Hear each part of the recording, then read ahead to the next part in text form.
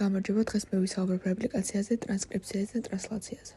რეპლიკაცია არის მატრიცული სინთეზური რეაქცია, რა დროსაც თეთრისებრი ჯაჭვი არის შულეული ჯაჭვის მატრიცა.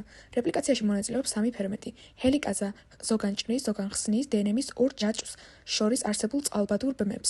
პოლიმერაზა ეს ფერმენტი აკეთებს ახალ შვილეულ ჯაჭვს. კერძოდ ფოსფორმჟავას ნაშთს და დეზოქსირიბოზას აკავშირებს კოვალენტური ბმით.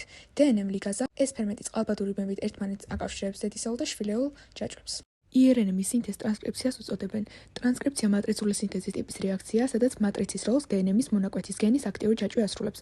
ამ დროს გენის დნმ-ის თანმიმდევრობა რნმ-ის მოლეკულაზე გადაიწერება.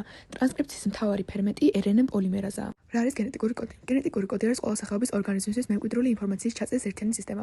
ესე იგი, გენეტიკური კოდის არსი იმაში მდგომარეობს, რომ ცილაში ამინომჟავების თანმიმდევრობა განისაზღვრება ნუკლეოტიდების თანმიმდევრობით დნმ-ში ან რნმ-ში. გენეტიკური კოდის მთავარი თვისებები არის, რომ აქვს ტრიპლედური ბუნება, ახასიათებს სპეციფიკურობა, ახასიათებს უნივერსალობა და ასევე ახასიათებს სიმახინჯე.